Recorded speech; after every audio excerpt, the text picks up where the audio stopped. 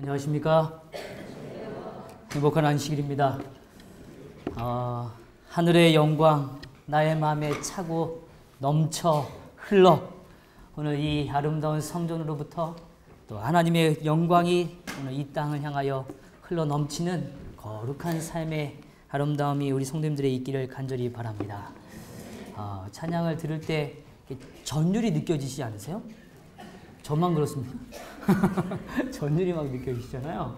아마 살아있음을 하나님께서 확인시켜 주시는 것 같아요. 오늘 그 아름다운 찬양이 다시 한번 감사드리고 오늘 그 찬양처럼 하나님을 향하여 걸어가게 되기를 간절히 바랍니다.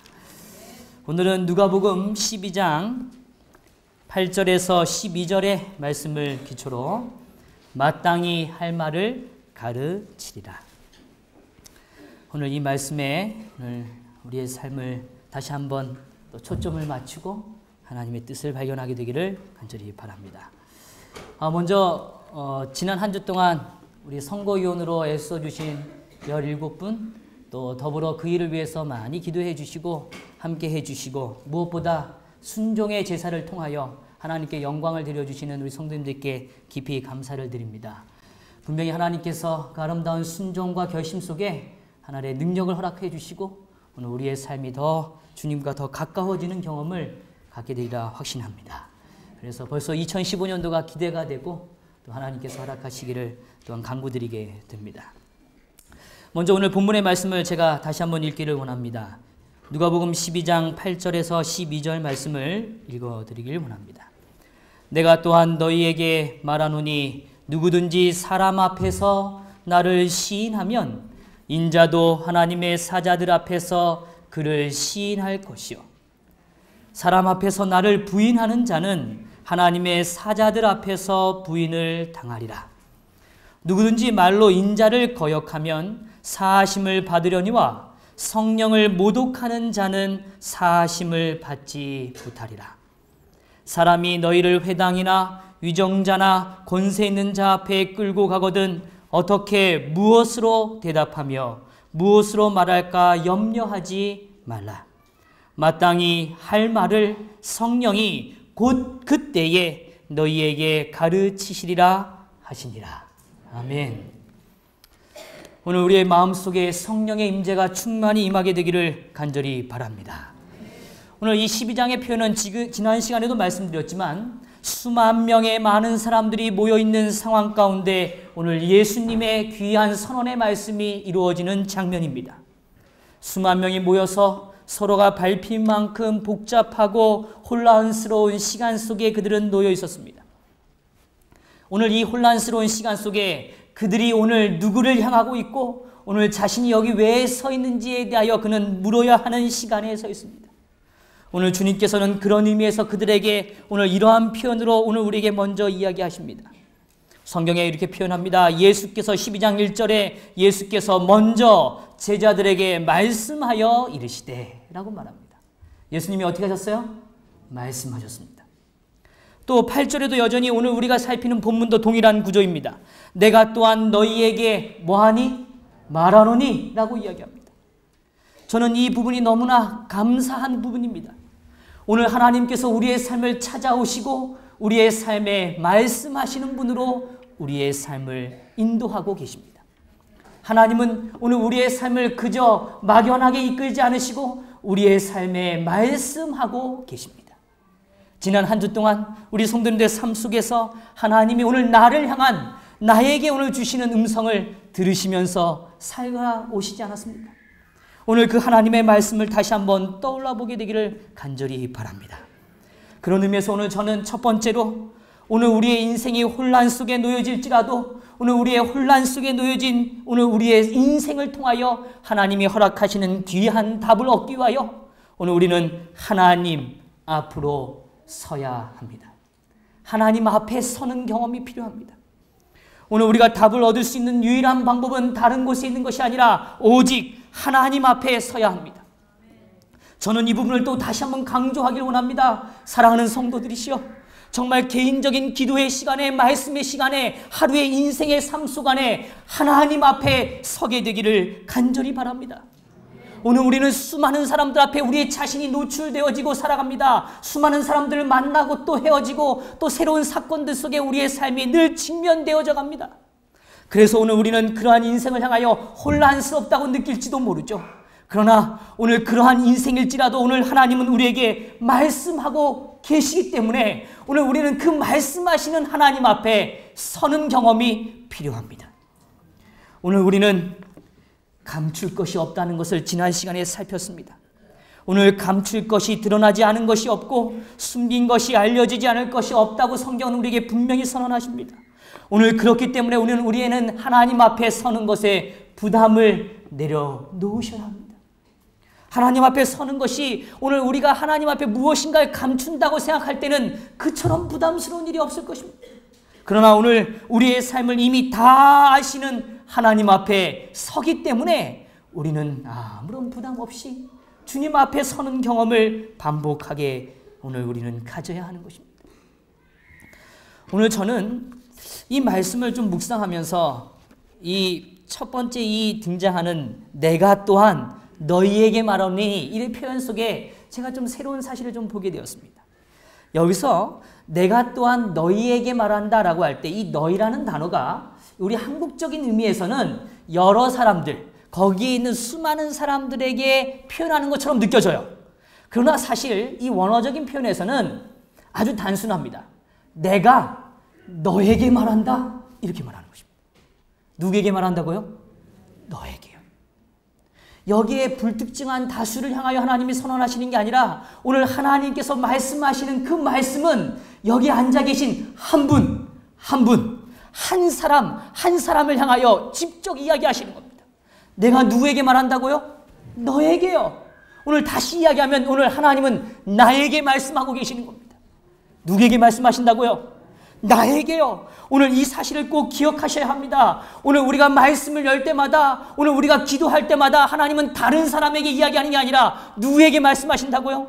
나에게요. 나에게. 오늘 나 한 개인을 향하여 하나님께서 가장 필요되는 선언을, 가장 필요되는 답변을 오늘 주님은 주고 계시는 것입니다.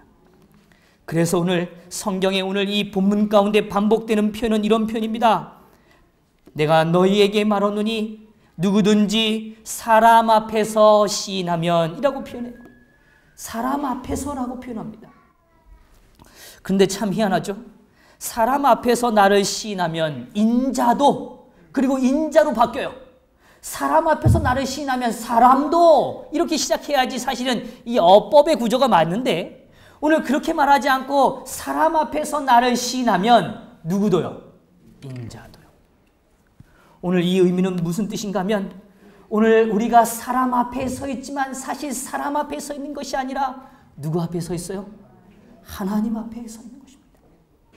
하나님에 대한 의식, 하나님이 오늘 내 앞에 계시다는 그 의식을 놓치지 않게 되기를 간절히 바랍니다. 오늘 우리는 우리의 인생을 살아가요. 오늘 우리는 수많은 사람들을 만납니다. 그러나 사람 앞에 서는 인생이 아니라 오늘 우리가 만나고 우리가 보내는 하루하루의 인생은 하나님 앞에 서는 경험이라는 사실을 기억하셔야 합니다. 오늘 우리에게 들려오는 수많은 소리들은 사실 오늘 수많은 이야기를 통하여 우리에게 다가오지만 사실 하나님이 오늘 나에게 말씀하기를 원하신다는 사실 또한 기억해야 하는 것이에요. 오늘 우리는 하나님의 존재의식을 잃어버릴 때가 있습니다. 이것처럼 불행한 삶은 없습니다. 오늘 하나님이 정말 살아계신데 오늘 내 앞에 계신데 하나님을 보지 못하는 것처럼 불행한 일은 없습니다. 오늘 우리가 어떤 일을 만나든 어떤 대상을 만나든 그 사람을 만나는 것과 동시에 그 사람과 함께 누가 계세요? 하나님이 계십니다. 오늘 우리가 하나님 앞에 서는 경험이 절대적으로 필요합니다. 오늘 하나님은 이미 우리의 삶에 다가오셨습니다. 들어와 계세요. 하나님은 이미 우리의 삶을 보고 계시기 때문에 오늘 누가는 다시 강조해서 우리가 이미 살핀 바대로 우리가 감출 것이 없는 존재라는 것을 분명히 선언하는 것입니다. 그만큼 하나님은 자세히 보시고 또 들여다보시고 또 우리의 소리를 경청하시는 분이 누구시라고요? 하나님이십니다. 그래서 오늘 누가는 지난 시간에 말씀드렸습니다만 하나님의 임재를 두려워하라 라고 표현했습니다. 하나님의 임재를 어떻게 하라고요? 두려워하라. 하나님이 오늘 내 앞에 서 계신 그 자체를 두려워하라고 이야기합니다. 오늘 우리는 잘 알죠. 사무엘상에 보면 한나와 엘리의 모습이 비교되면서 시작합니다. 그런데 오늘 그 모습이 조금 더 지나가면서 한나의 자녀와 엘리의 자녀들이 다시 비교됩니다. 오늘 그 모습을 볼 때 우리가 깨닫는 매우 중요한 지점이 있습니다. 오늘 한나의 자녀 사무엘은 하나님 앞에 서는 인생이었습니다. 하나님을 늘 의식하는 인생이었어요. 오늘 그가 어떤 일을 하든지 간에 자신이 어디 서 있다고요? 하나님 앞에 있다는 것을 기억하는 삶이었습니다. 그러나 엘리의 아들들은 그렇지 않았어요. 그는 하나님의 역사를 감당하는 것처럼 보였지만, 하나님의 직분을 감당하는 것처럼 보였지만, 그는 그의 인생이 누구 앞에 서는 일에 실패해요? 하나님 앞에 서는 일에 실패하는 인생이었습니다. 그런 의미에서 오늘 우리는 이 성전에 있습니다. 그리고 우리는 매일 기도의 생활을 반복하고 말씀을 듣지만 하나님 앞에 서는 일을 놓친다면 우리는 잃어버린 자가 될 것입니다. 우리의 삶이 어디에 서야 한다고요? 하나님 앞에 꼭 서시게 되기를 간절히 바랍니다. 오늘 하나님 앞에 선다는 것이 무엇인가를 오늘 누가는 우리에게 조금 더 설명해 주기를 원합니다. 그래서 이렇게 이야기하고 있어요. 사람 앞에서 나를 이라고 시작합니다. 누구를요? 나를. 하나님을 뭐하면요? 시인하면. 이렇게 이야기합니다. 여기 등장하는 이 시인한다는 단어는 법정인 용어입니다. 무슨 용어라고요? 법정 용어예요. 그래서 우리가 이렇게 영화나 책이나 여러 또 문서들을 통하여 우리가 법에 대한 이야기를 듣고 재판에 대한 모습을 볼 때면 그 재판의 현장에 등장하는 모든 사람들의 이야기를 서기는 한 단어도 빼놓지 않고 다 뭐합니까?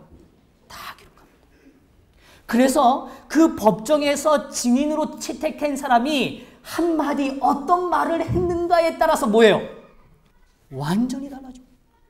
그런데 그 달라지는 사건이 정말 진실인지 아닌지를 그 법은 계속 추적해 갑니다. 그래서 그 증인조차도 정말 진실을 말했는가를 파헤치기 위하여 법이라는 엄격함은 그들을 향하여 추격하고 있는 것입니다. 그래서 증인의 삶이 된다는 건 성경의 표현이라는 이 증인이라는 이 가치의 표현은 또한 법적 의미가 있습니다. 오늘 우리의 삶도 사실은 마찬가지예요. 오늘 우리의 삶의 무게가 왜 느껴지는가 하면 오늘 우리는 하나님의 그 대쟁투의 역사 속에 하나님이 채택한 증인이라는 사실입니다.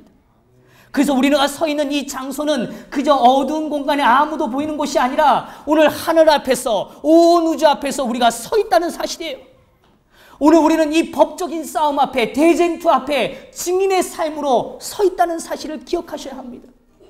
오늘 우리가 한마디 내뱉고 오늘 우리가 표현하는 하나의 단어와 오늘 하나의 선언들은 하나님이 보고 계시다는 사실입니다.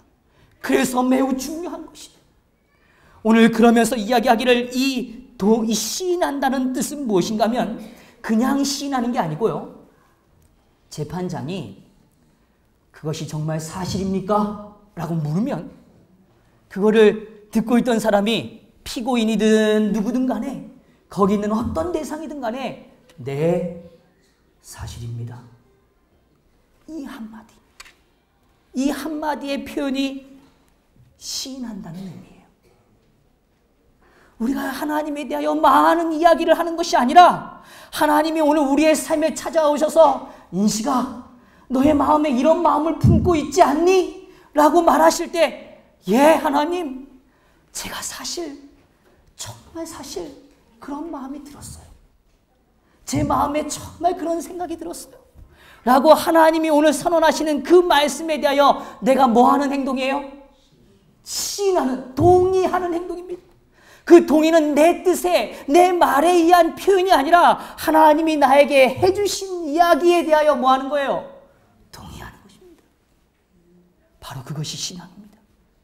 오늘 하나님께서 우리에게 분명히 말씀하셨어요. 참새 5마리가 2아사리온. 제가 말씀드렸지만 이 사실은 덤인 인생을 강조하는 것입니다.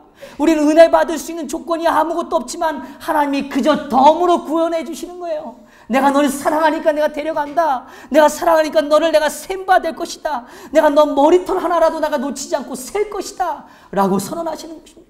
그래서 우리가 살폈지만 우리는 어떠한 존재보다 보다 더 귀하다는 것을 우리는 깨달았습니다. 그런데 그 귀한 깨달음에 대하여 하나님이 우리에게 찾아오셔서 말씀하세요. 내가 너를 정말 사랑한다. 이 시간 내가 널 정말 사랑해. 그러니 죄로부터 자유함을 얻으렴. 그럴 때 하나님, 제가 죄인이었어요. 제가 죄인이었어요. 그렇게 인정하는 것이 바로 뭐라고요? 시인하는 것입니다. 그래서 베드로는 시인하는 존재였어요. 그래서 오늘 베드로의 인생에 예수님이 찾아오셔서 그가 잃어버린 바 된 것 같고 밤새 그물을 내렸지만 얻은 것이 없을 때 오늘 예수님께서 그에게 놀라운 역사를 보여주실 때 그 놀라운 역사 앞에 베드로는 두려워했다는 사실입니다. 오늘 성령이 임하시고 우리의 삶에 역사하실 때 하나님의 임재를 통하여 두려움을 느끼셔야 합니다. 오늘 교회 안에 일어나는 위대한 역사들, 하나님이 영혼을 구원하시는 그 역사들을 바라볼 때 두려움을 경험하시게 되길 간절히 바랍니다.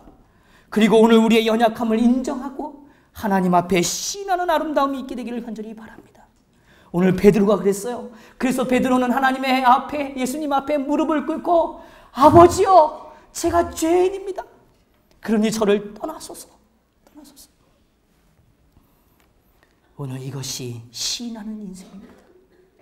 그러나 오늘 이 누가복음 이 시인한다는 단어를 누구의 인생에 다시 사용하고 있냐면 베드로의 인생에 다시 사용합니다. 언제 사용할까요? 잘 아시죠? 언제 사용할까요? 오늘 예수님께서 돌아가시기 전날 밤, 오늘 그가 예수님에 대하여 오늘 또 다른 이야기가 너가 예수님의 제자 아니니? 너가 예수님을 따르는 자 아니었니? 라고 말할 때 베드로가 뭐라 그래요? 사람 잘못 보셨어요. 저 아니에요. 저 아니라고요. 라고 외쳤던 베드로의 그 이야기 가운데 오늘 누가는 그의 인생을 향하여 그는 시인했다라고 표현해요. 뭐를요? 예수님은 나와 관계없어요. 라고 시인했다고 이야기하는 것입니다. 오늘 저는 이 본문을 묵상하며 이런 생각이 들었어요. 오늘 하나님은 우리와 대화를 하기 원하십니다. 하나님 뭐 하기 원하신다고요? 대화하기 원하신다고요. 인식아, 내가 너를 정말 사랑해. 내가 너를 샘바 되었다. 내가 너의 삶을 다 안다. 감추지 말고 나랑 이야기하지 않으렴. 이라고 이야기할 때 오늘 우리가 할 수 있는 가장 위대한 일은 무엇인가 하면 시인하는 것입니다. 네, 하나님, 제 마음을 아시죠? 제가 하나님의 뜻에 따르길 원합니다. 하나님, 제 삶을 받아주세요. 라고 오늘 우리가 하나님 앞에 우리의 삶을 있는 그대로 고백하는 일, 하나님의 그 선언 앞에 동의하는 일, 그것이 바로 시인이라는 것입니다. 오늘 우리의 삶에 하나님을 향하여 위대한 시인의 과정을 선택하시게 되기를 간절히 바랍니다. 오늘 하나님은 그 일을 통하여 우리의 대화의 문을 새롭게 열어가시기를 원하시는 것입니다. 그래서 오늘 우리의 삶에 들려진 말씀, 이미 선언하신 그 말씀에 대하여 시인하는 자는 분명히 하나님의 거룩한 응답을 받게 될 것입니다. 하나님께서 그런 자에게 응답하실 것입니다. 저는 성경을 보면서 사실은 참 마음에 이렇게 많은 잔상을 남긴 한 여인이 있습니다. 그 여인이 누군가 하면 바로 라합이라는 여인이에요. 잘 아시죠? 여호수아의 그 전투 속에 등장하는 이 라합이라는 한 여인의 모습을 우리는 살펴보게 됩니다. 이 라합이라는 인물은 성경은 그 여인에 대하여 설명할 때 뭐 이렇게 주저하지 않습니다. 그 여인은 창녀입니다. 그 여인은 어떠한 형태든 간에 그는 그렇게 순결한 여인이 아니라는 사실을 성경은 주저하지 않고 설명합니다. 그런데 오늘 그 여인에 대한 모습 속에 성경은 오늘 그 여인이 정탐꾼을 숨겨주는 모습을 우리는 잘 확인하게 돼요. 그런데 그 숨겨주는 모습을 통하여 우리가 발견해야 되는 하나의 표현이 있습니다. 여호수아 2장 9절에서 11절의 모습을 조금 가보도록 하겠습니다. 여호수아에 있는 말씀입니다.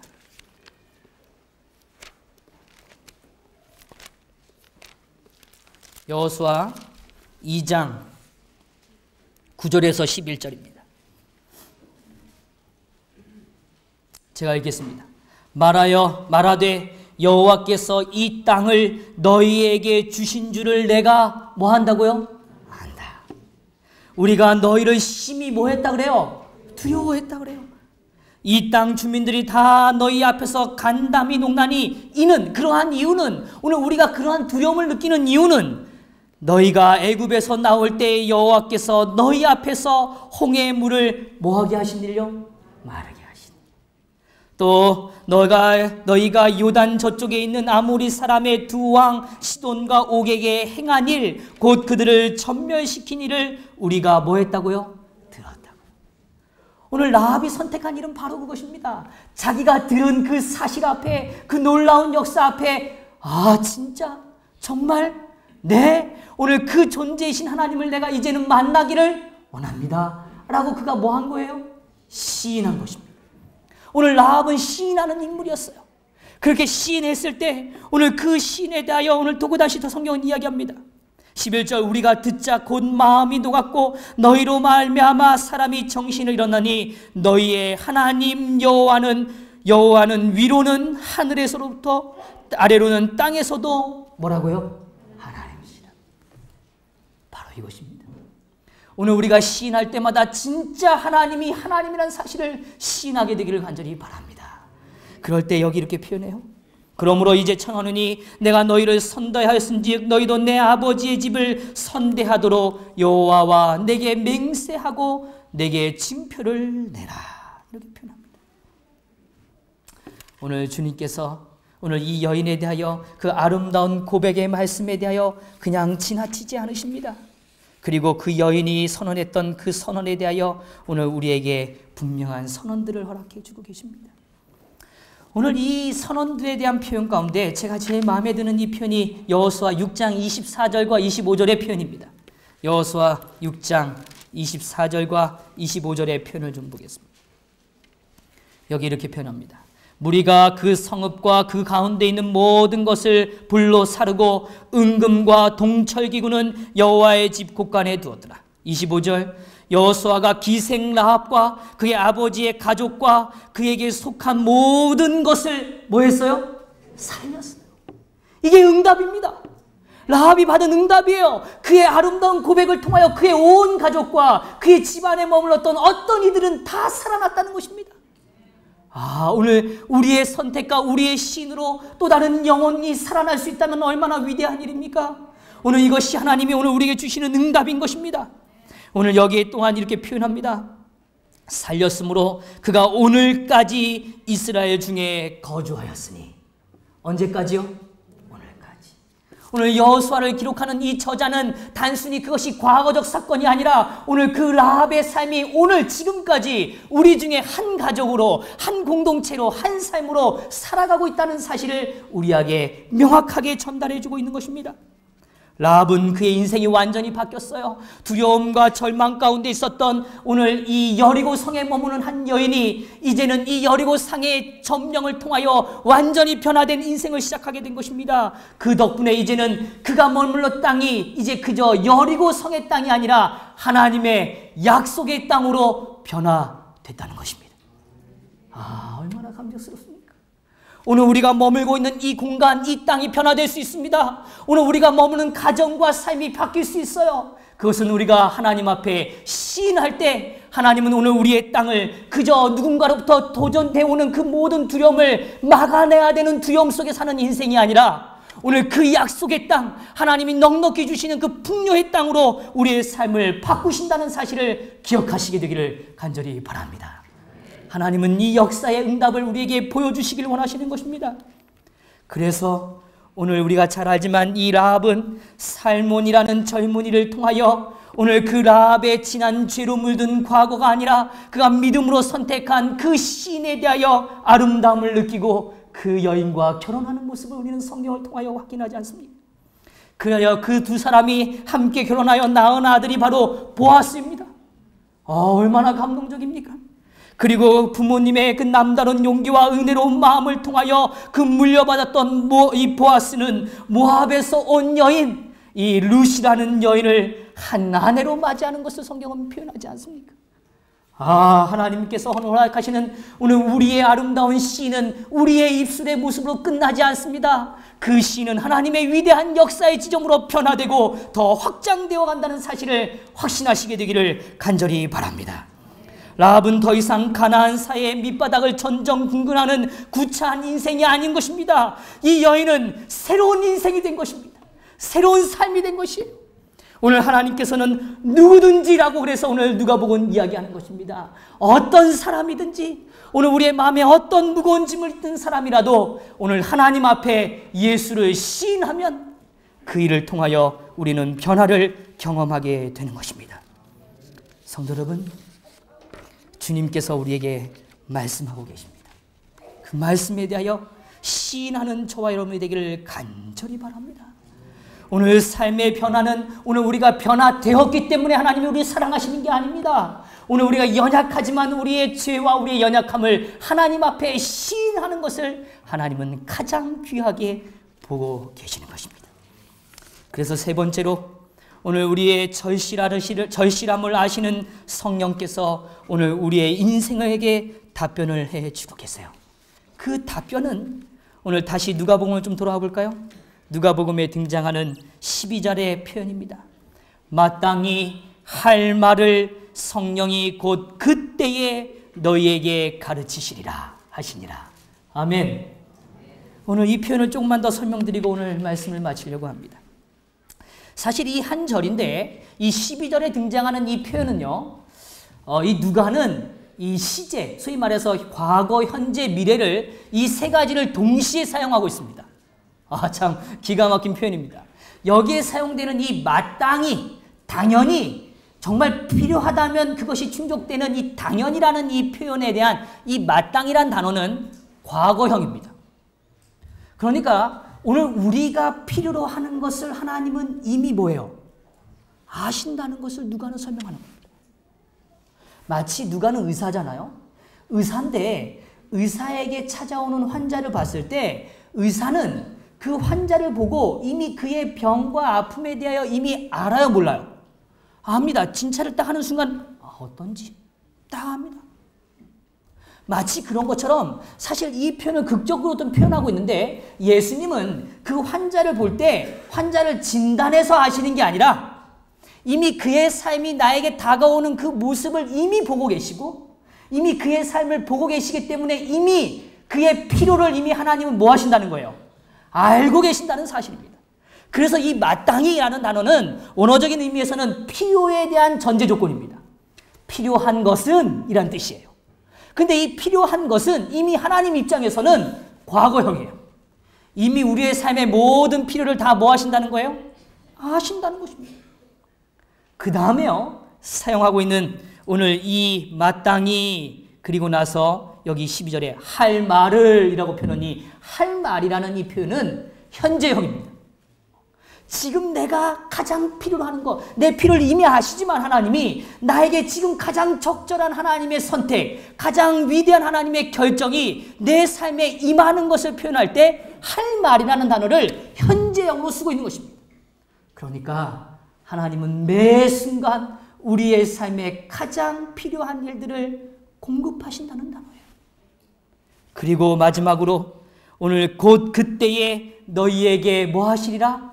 가르치시리라. 근데 이 가르치신다는 표현은 미래형으로 써놨습니다. 뭐라 써놨다고요? 미래형. 이게 왜 미래형으로 써놓을까요? 그냥 그때 할 말을 주시고 그 말이 무슨 의미인지를 알려주시면 되는데요. 근데 제가 보면요, 제가 오늘 지난 주에 한 번은 한 집사님이랑 통화를 했어요. 근데 그 집사님이 저한테 그래요. 목사님, 신앙이 말이죠, 한 단어더라고요. 그래요. 그래서 제가 깜짝 놀랐어요. 무슨 단어인데요? 그랬더니 기다림요. 기다림요. 한 단어? 뭐라고요? 기다림. 아니 집사님, 제가 사실 요 몇 개월 동안 진짜 그 단어 제가 많이 묵상하고 있는데 어떻게 그 단어를 말씀하세요? 어려우니 알 것 같아요. 그런데 참 어려울 때도 있어요, 목사님. 그렇게 얘기하세요. 네, 오늘 이 가르침이라는 단어를 왜 미래형으로 쓰시냐면 오늘 우리는 하나님의 지혜를 넘어설 수 없습니다.